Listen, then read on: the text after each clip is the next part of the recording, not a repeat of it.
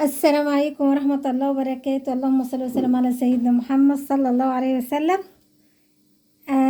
بحبكم في الله. تعال نسمي بسم الله ونعمل معنا النهاردة عدس.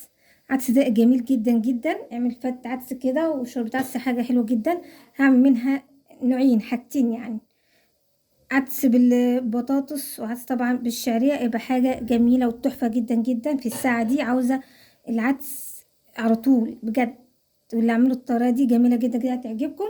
فتعالى طبعا اغسل العدس وارجع لكم تاني. انا غسلت العدس وحط طبعا في الحلة كده، وحط طبعا فيه مية. بشرت طبعا جزراية مبشورة، يعني جزراية واحدة بس كده اهي معايا. اخليها كده طبعا تستوي معايا. هكذا شايفين كده استوى العدس جميل ازاي. ده بص يعني نفش استوى. بص عامل كمية قد ايه ده. انا بجيب ربع كيلو، كل ما اعمل اجيب ربع كيلو اعمله على مرتين، يعني اقسمه كده نصين زي ما شايف كده كوبايه، واعمل النص والنص التاني اسيبه المره الجايه. يعني دلوقتي العدس رفع غالي جدا، الكيلو حوالي بتاع 50 جنيه. ايوه ده هي. انا كنت جايبه قبل كده كان بحاجه 40 جنيه، يعني من قيمه اسبوع. فهو دلوقتي طبعا طلع رفع تاني. فالواحد الربع كيلو عدس بيبقى كتير قوي قوي. فطبعا احنا نعمل نصه، الربع كيلو.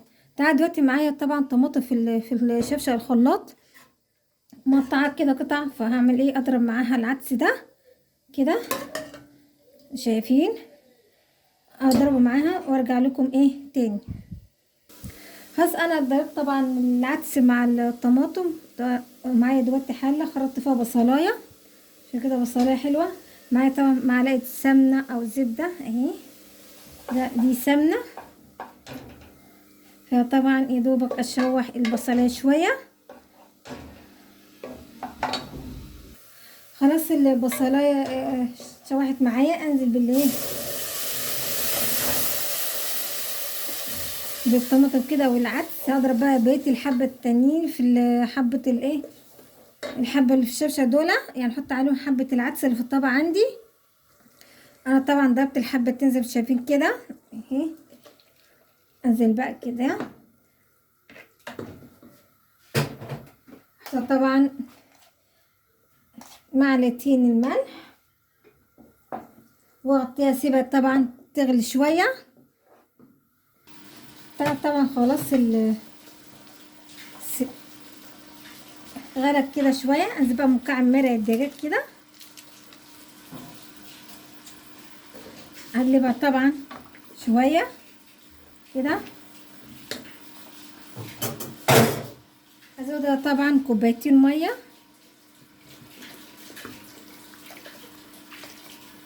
انتوا شايفين كده.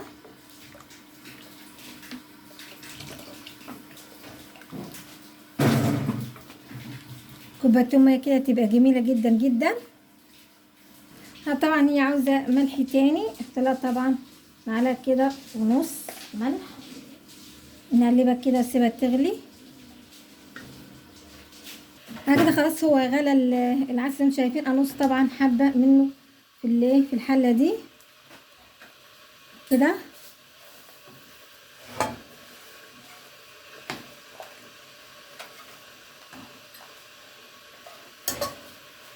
خلاص كده طبعا شايفين طبعا نقصت حبه. انزل بقى طبعا بطاطس طبعا غسلها مخرطه كويس ده اهو.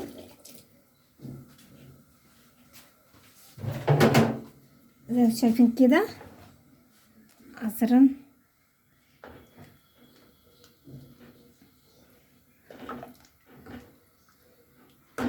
كانت طبعا اسيبها لما تستوي في قلبها.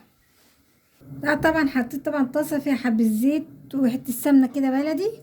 انزل بالشعريه كده واقلب كده فيها شويه. تعالى كده الشعريه اتحمرت معانا طبعا كده. وانزل رحيم واعمل كده.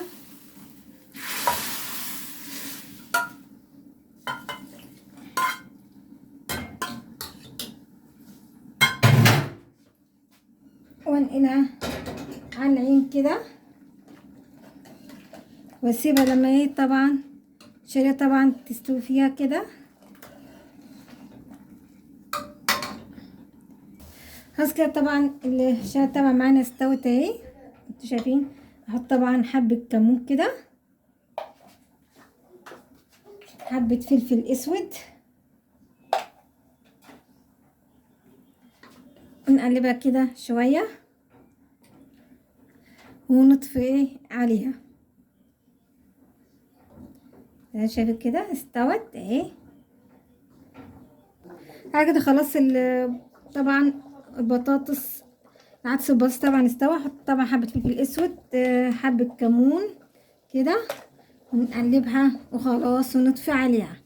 ودي استوت معانا البطاطس جميلة جدا جدا. تعال كده طبعا اوريكم واحدة التاني استوت اهي. اهي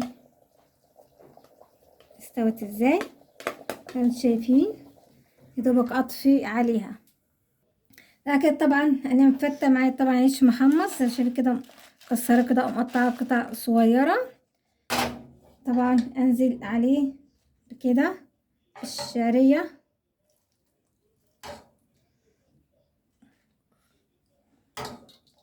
انتوا شايفين طعمه جميل او ريحته حلوه.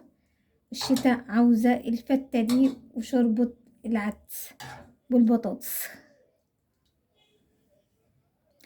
طبعا نقلبها كده مع بعض عشان طبعا كل يدخل في الفتة او العيش يشرب طبعا الايه.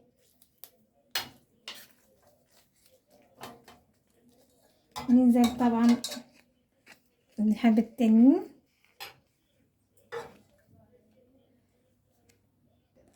خلاص تعال طبعا نحط في الطبق كده زي شوربة.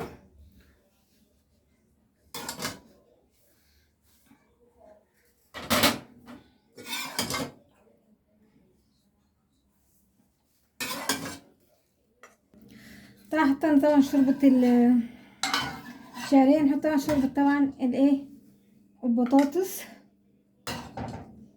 كده اهي.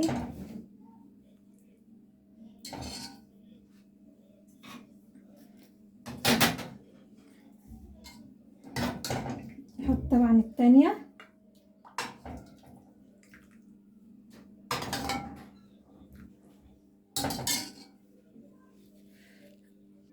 انا كده زي ما انتم شايفين كده انا خلاص خلصت، بس يا دوبك اكسر اللون في الايه في طبعا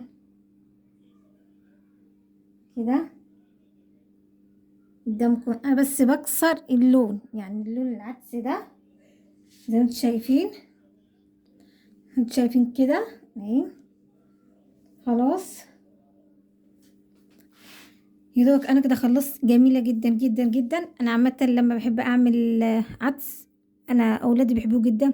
يعني مره مش بعمل حاجتين مع بعض، بس انا حبيت اوريكم الطريقتين.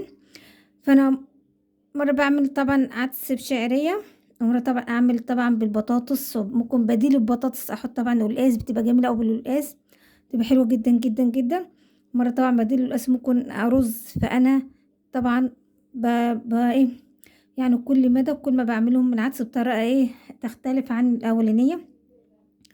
فان شاء الله لما تجربوها هيعجبكم جدا جدا. طعمه وريحته حلوه قوي قوي ويدفي في الشتاء. والفتة العدس جميله جدا جدا.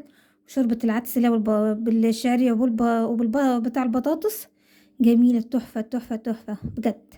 ده الوقت ده هو اللي عاوز شوربه العدس جميله وحاجه اقتصاديه حاجه يعني. اي نعم العدس رفع بس نقدر بربع كيلو نعمل منه مرتين. يعني ربع كيلو عدس نعمل منه مرتين. فكده احنا مشينا يعني دبر نفسها بربع كيلو عدس. فيا رب يكون عجبكم. متنساش بقى تذكروا الله سبحان الله والحمد لله ولا اله الا الله والله اكبر. متنساش اللايك واشتراك في القناه عشان يوصلكم كل جديد. والسلام عليكم ورحمه الله وبركاته. واسيبكم دايما في رعايه الله.